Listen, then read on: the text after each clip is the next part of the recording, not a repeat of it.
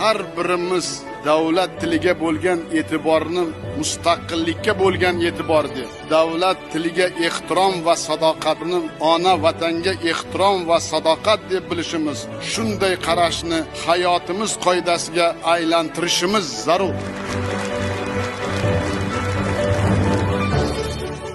21-oktyabr sanasi yurtimizda o'zbek tili bayrami kuni deb belgilandi.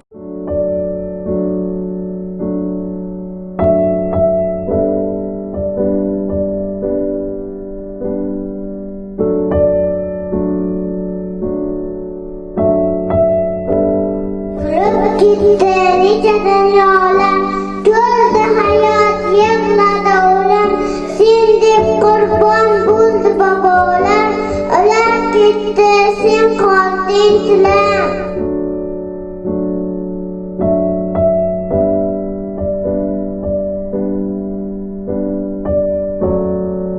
Ona dilim, ona canım, tili bu, beshikdan o'q singan jonu quloqqa.